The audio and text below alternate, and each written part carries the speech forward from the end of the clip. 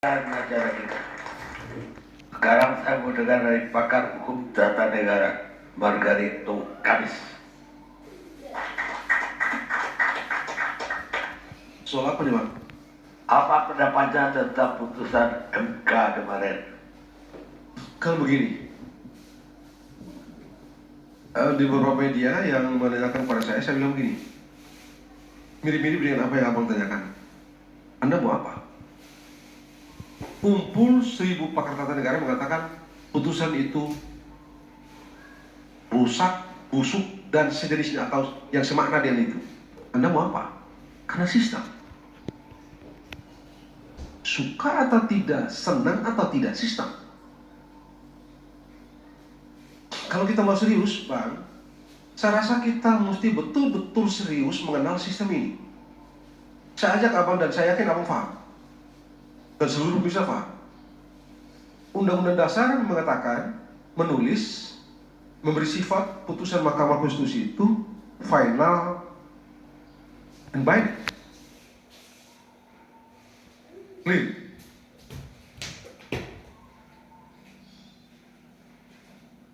Apa yang mau abang kenali dari norma final dan mengikat itu?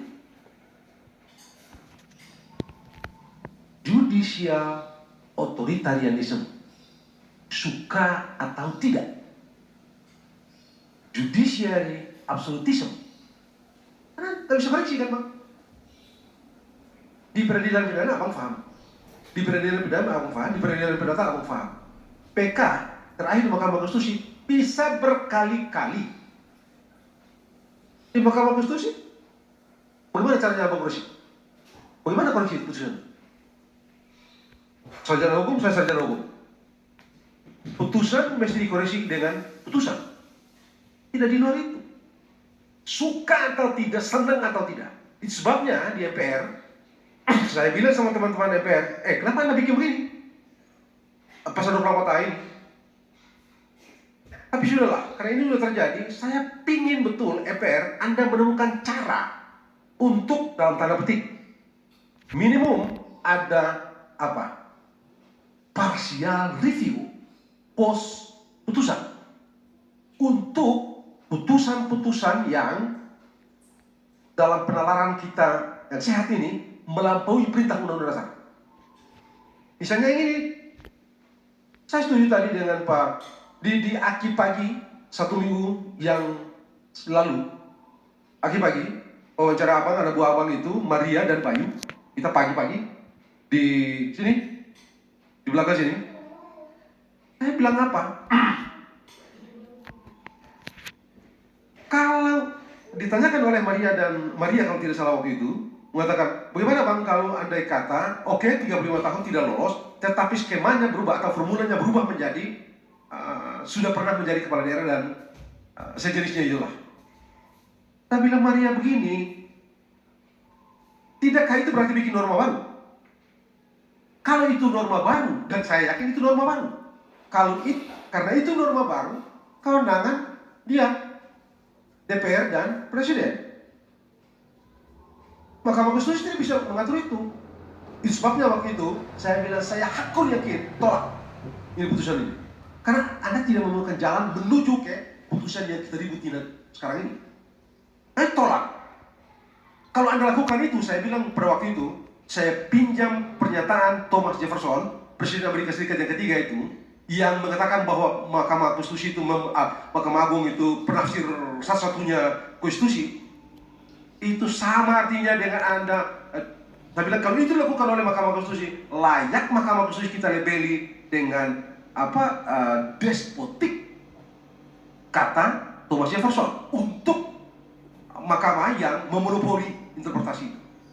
Ini dia. Suka atau tidak, senang atau tidak, saya mengerti kok. Tadi saya mendapat informasi lagi di Mahkamah Konstitusi mengenai, tadi sempat diceritain di sini atau di sana itu soal soal penyerahan kesimpulan itu. Apa abang tahu putusan yang dikabulkan itu diperiksa? Karena itu kan Pak Yusril, Pak Yusril seperti mengerti itu, dan itu sebabnya saya mengerti dan saya memahami kenapa Pak Yusril mengatakan ada masalah. Pak Yusril kan bilang ada penyeludupan hukum dan lain-lain. Karena itu dia, antara lain gitu ya. Ya kata Sandi juga kan, itu putusan sekelebat. Nah itu dia. Tadi saya bilang kok, kalau Anda, orang-orang lain ngomong di belakang, saya tadi di depan Mahkamah Konstitusi, di depan sidang saya bilang, untuk satu hal gitu ya. Undang-Undang nomor 12 tahun 2011 pasal 7 ayat 1 huruf B tentang tata urutan perundang-undangan. Setelah Undang-Undang Dasar ada TAP-PPR, dan di penjelasan itu mengatakan bahwa TAP-PPR yang dimaksud dari pasal 7A, ya pasal 7 ayat 1 itu adalah TAP-PPR yang ditulis di dalam penjelasan undang-undang itu. Saldi tadi bilang sama saya, saudara ahli, kita di Indonesia ini kurang dalam studi mengenai kelembagaan. Saya bilang begini, sebagai orang tata negara, wewenang tidak ditentukan oleh status lembaga. Wewenang ditentukan oleh hukum. Ada wewenang yang disebut dengan dikualifikasi sebagai wewenang yang bersifat enumerate, dan ada wewenang yang bersifat implied. Di luar itu tidak ada cerita status lembaga itu menentukan wewenang. MPR yang kita sering sebut dengan lembaga tertinggi negara itu sebutan yang tidak diberikan oleh Undang-Undang Dasar. Itu sebutan yang lahir dari interpretasi terhadap pasal 1 ayat 3 dan seterusnya. Mengenai dulu kan, Bang Karni tahu, MPR itu memegang kedaulatan rakyat dan melaksanakan kedaulatan rakyat. MPR memilih dan melantik presiden, MPR menetapkan dan mengubah Undang-Undang Dasar. Itulah yang dikristalisasi menjadi MPR berstatus sebagai lembaga tertinggi negara, dan itu baru diatur di dalam TAP MPR nomor 6 tahun 1973 bahwa MPR itu lembaga tertinggi negara. Jadi bagi saya, wewenang itu sama sekali tidak ditentukan oleh status lembaga itu. Tapi oke. Jadi tadi saya bilang sama di dalam sidang itu, di dalam sidang di Mahkamah Konstitusi tadi, saya bilang apa? Putusan kemarin itu meyakinkan saya bahwa satu, yang tidak bisa dilakukan di Mahkamah Konstitusi ini cuma menciptakan manusia. Selebihnya Anda bisa bikin. Loh, putusan kayak kemarin itu di depan sidang, bukan di belakang-belakang. Putusan kemarin itu meyakinkan saya bahwa satu hal, mahkamah ini begitu hebat, yang tidak bisa dibikin oleh mahkamah ini cuma menciptakan manusia. Di luar itu Anda boleh bikin. Jadi urusan yang sekarang saya dapatkan, kita sidangkan, kita periksa ini urusan kecil. Ini urusan kecil ini. Nanti bagaimana apa setelah kalau penjelasan Undang-Undang Dasar itu dinyatakan konstitusional, itu berarti TAP MPR itu berlaku. Lalu kita mesti cari bagaimana justifikasi dan segala macam, itu urusan kecil. Karena yang kemarin itu, saya bilang, Anda sendiri bilang aneh kan? Di dalam sidang, Anda kan bilang aneh. Ini putusan yang Anda bikin kemarin. Dan jujur saja, Bang Karni, selama ini, saya awali setiap kali sidang itu dan memanggil mereka yang mulia. Hari ini, itu terasa begitu berat di mulut saya. Hari ini, berat banget untuk saya bilang yang mulia. Jadi saya panggil, sudah, tapi ya karena mereka pejabat teman-teman lebih tua dan saya dan segala macam yang lain itu, jadi saya panggil aja mereka yang terhormat. Hari ini. Oke, itu sesi. Soal yang kedua, sekarang bagaimana dari segi tata negara, putusan yang sudah keluar kemarin, suka atau tidak suka, senang atau tidak senang hukum. Suka atau tidak, senang atau tidak hukum. Mau apa? Sistem tidak menyediakan cara membatalkannya atau mengoreksinya. Lalu apa konsekuensinya? Tadi Anda bilang, di mana tadi? Di sini apa? Bisa tadi sebelum masuk. Beliau ini kan tanya, kan ini mesti tindak lanjuti. Tadi saya rasa yang mau dibilang adalah, kan mesti dibikin PKPU ini untuk mengubah. Saya mau bilang sama Bang Karni, bagaimana kalau besok Presiden bikin perpu? Kalau dibikin perip, dia ubah satu pasal syarat. 169 itu dia tambah lagi satu pasal atau satu ayat. Bagaimana caranya koreksi? Sahkan itu. Urusan perpu, urusan darurat itu kan urusan karang-karang. Mengarang dan soal situasi darurat itu kan situasi yang subjektif. Konstitusi bilang begitu. Kalau dia besok terus nanti ya Rocky yang terangkan itu. Kalau besok beliau presiden kita yang terhormat Pak Joko Widodo ini kembali dari China ya, dari Arab Saudi ya. Terus dia tindak lanjut itu putusan Mahkamah Konstitusi dia bikin perpu. Ada urusan apa lagi dengan DPR? Tunggu, sudah selesai daftar kok. Setelah selesai daftar, semua partai tolak itu perpu, sudah jadi hukum. Tindakan hukum pendaftaran yang sudah terjadi sah secara hukum.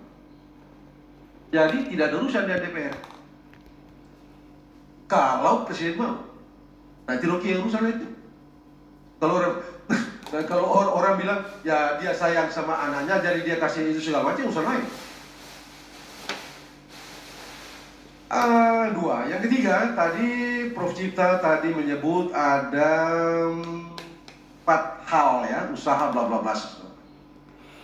Tidakkah itu menunjukkan bahwa andai partai-partai dengan sudahlah demokrasi kita tidak usah terlalu agung-agungkan ya. Mungkinkah hari ini kita bicara mengenai dinasti? Kalau partainya PDIP misalnya, PDIP hebat loh.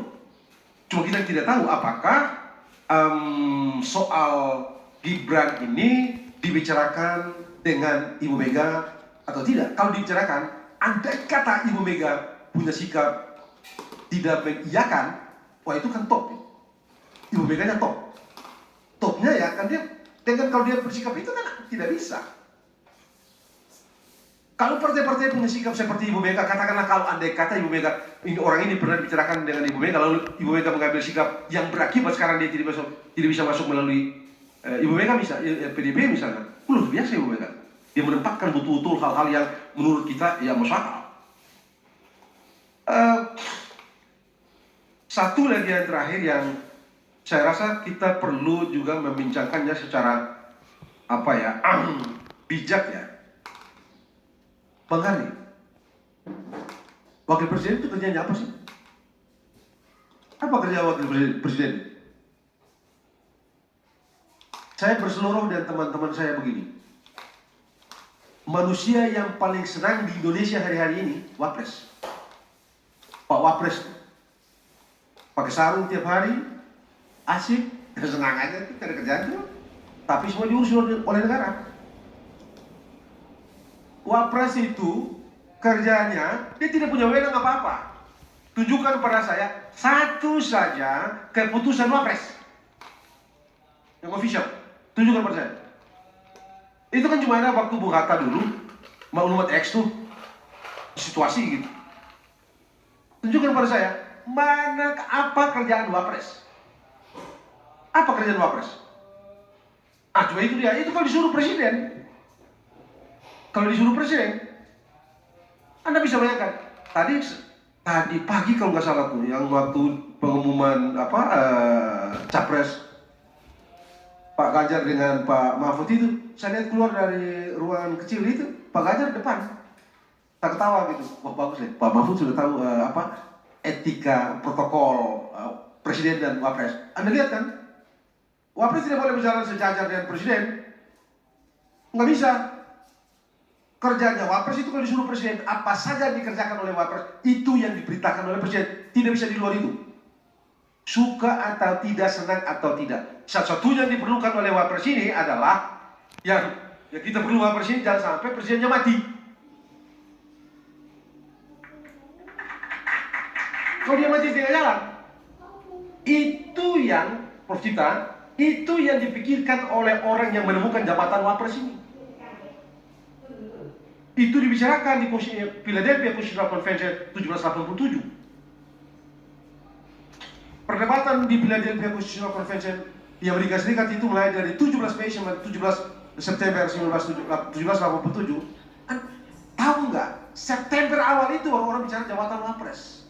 Itu disamakan dengan putra mahkota.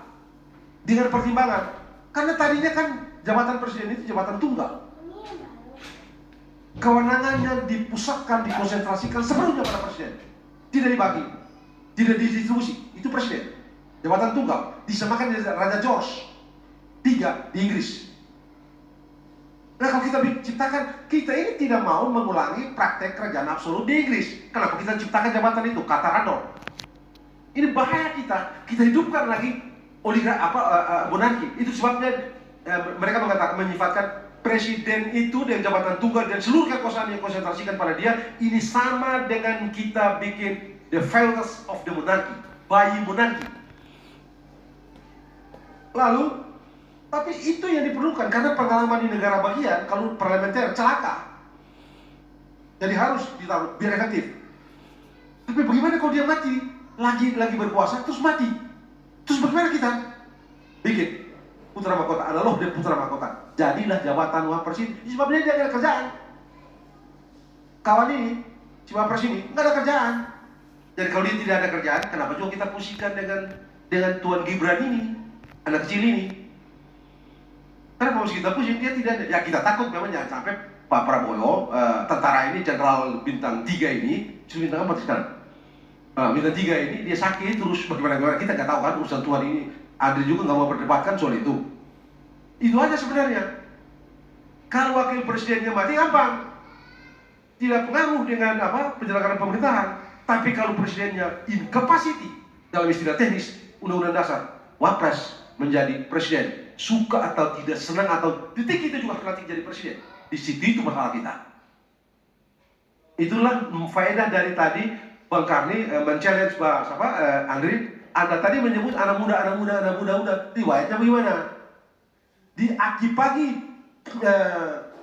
minggu yang lalu itu, saya bilang, dulu kita punya anak muda yang namanya Soekarno, umur 25 tahun, 26 tahun, ya, sudah pikirkan bangsa, sudah punya mimpi bangsa ini, yang hari-hari ini. Kita pernah punya kita mengenal satu bangsa Indonesia, satu bahasa Indonesia, satu tanah air Indonesia. Dari siapa? Ada muda yang namanya Yamin. Umur berapa tahun? 20 tahun sekian. Kita punya Pak Natsir.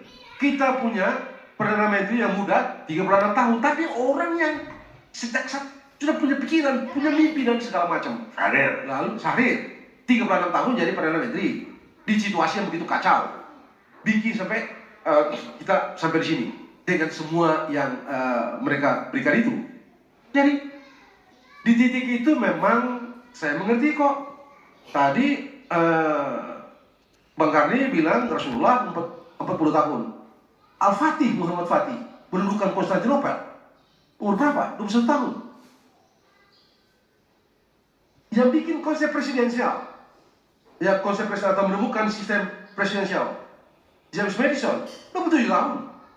Alexander Hamilton yang bikin undang berapa tahun? Waktu jadi Menteri Keuangan pertama di Amerika Serikat, 32 tahun, 33 tahun. Yang bikin American National Bank, 32 tahun.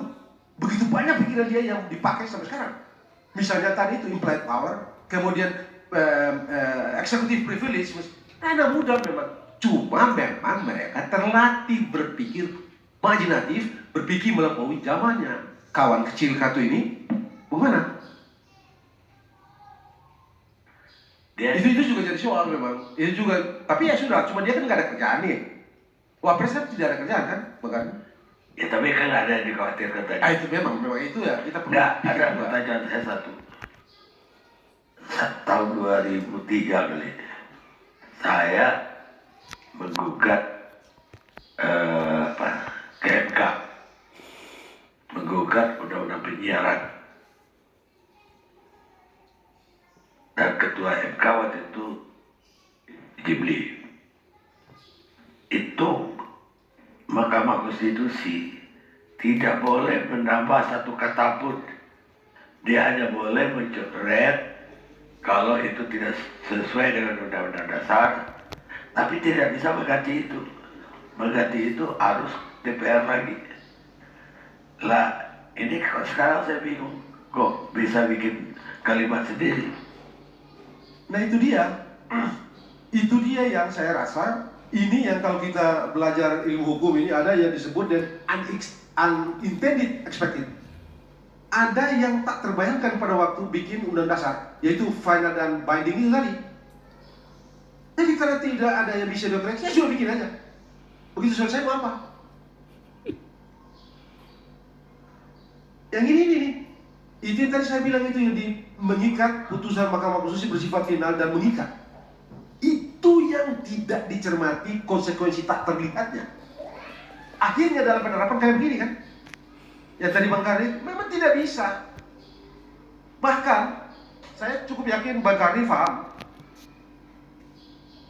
Di Inggris itu tidak ada juga tidak diberikan kewenangan kepada pengadilan untuk menguji undang-undang. Karena John Locke bilang apa?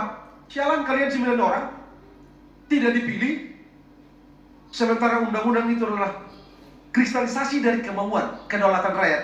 Anda yang tidak dipilih ini kok Anda ubah undang-undang? Tidak bisa. Karena itu mereka tidak diberikan kewenangan menguji. Ini kita bukan cuma menguji, bikin. Kan kacau tuh. Dan ini kacau memang. Tapi ya itu dia tadi, makanya saya rasa, menurut saya kita mesti serius di masa yang akan datang. Itu kita mesti pikirkan ada mekanisme alternatif untuk mencegah yang begini-begini ini. Sebab suka atau tidak, secara akademik dapat kita sebut sebagai judiciary authoritarianism atau judiciary absolutism. Yang kayak begini ini kita ditindas dengan aturan. Aturan itu apa? Saya mau tanya, hukum tidak, sistem tidak menyediakan cara untuk menjinakkannya. Jadi sudah bikin aja. Makanya tadi saya bilang, satu-satunya putusan Anda yang kemarin itu meyakinkan saya bahwa yang tidak bisa Anda lakukan cuma satu, ciptakan manusia. Selebihnya Anda bisa bikin. Baik, terima kasih.